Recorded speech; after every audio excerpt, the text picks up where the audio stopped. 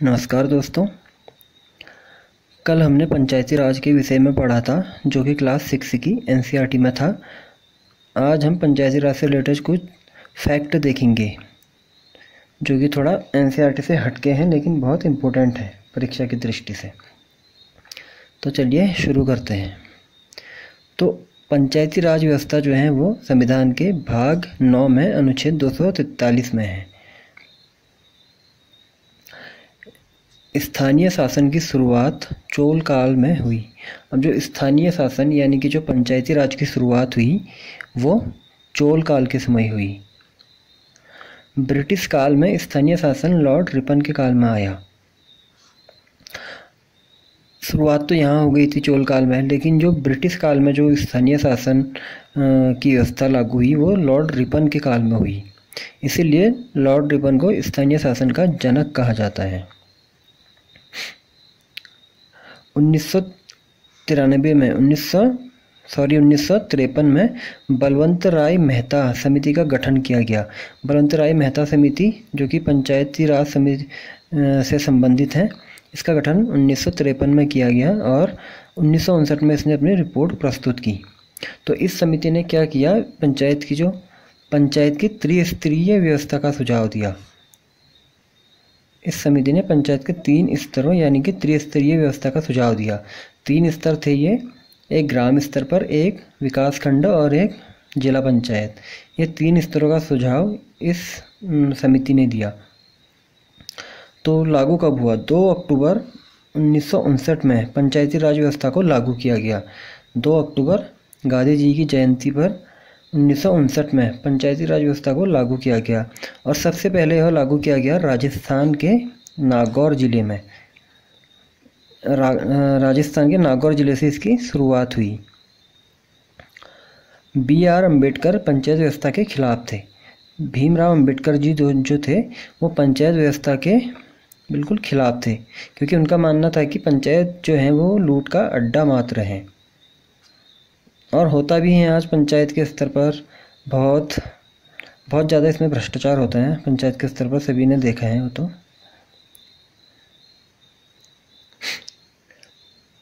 तो कुछ और समितियाँ भी हैं।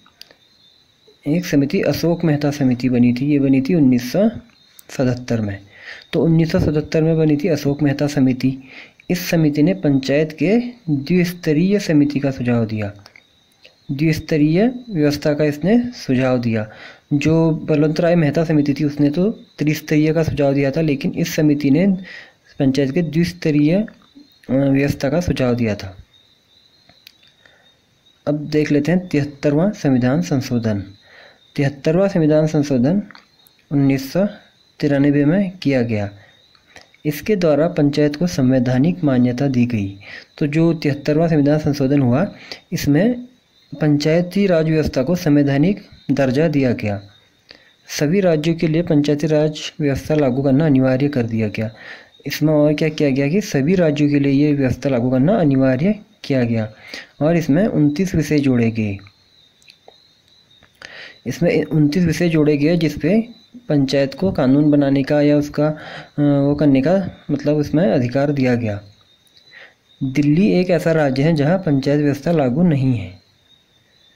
तो ये क्वेश्चन कभी आएगा कि ऐसा कौन सा राज्य है जहाँ पंचायत राज व्यवस्था लागू नहीं है, तो दिल्ली में नहीं है।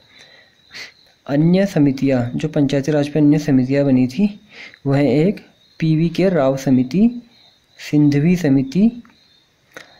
ये 2 समितियाँ भी क्या थी, पंचायती राज के लिए बनाई गई थी। अब ग्राम पंचायत की कार्यपालिका। तो ग्राम पंचायत की कार्यपालिका में आते हैं वार्ड मेंबर और ग्राम प्रधान या मुखिया। एक तो वार्ड मेंबर और ग्राम प्रधान या मुखिया ये कार्यपालिका में आते हैं। और न्यायपालिका के अंदर आते हैं इसमें पंच और सरपंच, जो कि न्याय का काम करते हैं, जो फैसले सुनाते हैं। अपने जो गांव के मामले होते हैं तो उसमें पंच और सरपंच ही फैसला सुना सकते हैं।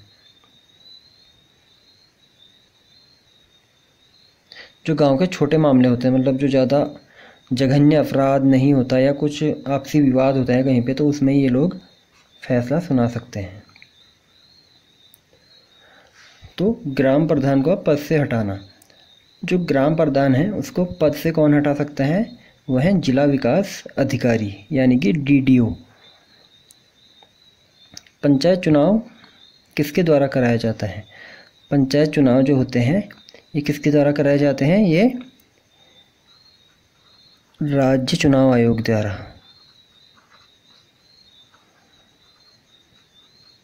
राज्य चुनाव आयोग द्वारा ये कराए जाते हैं और ये एक स्वायत्त निकाय है। यानी कि जो हमारा भारत का चुनाव आयोग है उससे इसका कोई संबंध नहीं है, ये एक स्वतंत्र निकाय है। पंचायती राज व्यवस्था 11वीं अनुसूची में शामिल है। जो पंचायती राज व्यवस्था है ये 11वीं अनुसूची में शामिल है। पंचायत की वित्तीय स्थिति की जांच कौन करता है? तो पंचायत की जो वित्तीय स्थिति है उसकी जांच कर राज्य वित्त आयोग। राज्य वित्त आयोग इसकी वित्तीय स्थिति की जांच करता है और इसका गठन कौन करता है? राज्यपाल 5 वर्षों के लिए।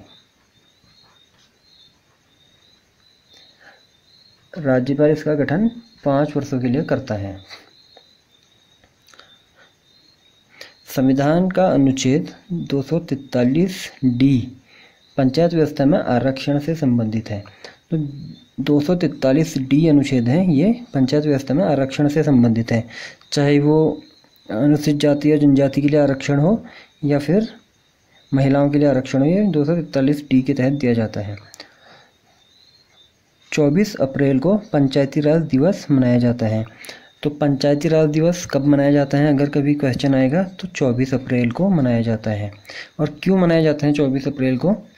क्योंकि 24 अप्रैल को जो 73वां संविधान संशोधन था ये लागू हुआ था 24 अप्रैल को, इसीलिए इस दिन पंचायती राज दिवस मनाया जाता है। और सर्वप्रथम पंचायती राज दिवस कब मनाया गया था? तो 2010 में इसकी शुरुआत हुई थी मनमोहन सिंह जी द्वारा। जब मनमोहन सिंह प्रधानमंत्री थे, कांग्रेस की सरकार थी, उस समय ये शुरू हुआ था पंचायती राज दिवस। और महिलाओं को पंचायत में कितना आरक्षण दिया जाता है? 50% आरक्षण महिलाओं के लिए दिया जाता है, यानी कि 50% सीटें महिलाओं के लिए इसमें रखी जाती हैं पंचायती राज में। तो आज के लिए इतना ही है। तो आया होगा समझ में, काफ़ी इम्पोर्टेंट फैक्ट हैं ये। सीटेट, यूटेट या फिर अदर जो भी कॉम्पिटिटिव एग्ज़ाम होते हैं उनके लिए काफ़ी महत्वपूर्ण हो सकते हैं ये प्रश्न, क्योंकि यहाँ से पंचायत व्यवस्था से हमेशा प्रश्न पूछे जाते हैं। तो वीडियो पसंद आए तो चैनल को सब्सक्राइब ज़रूर करना, वीडियो को लाइक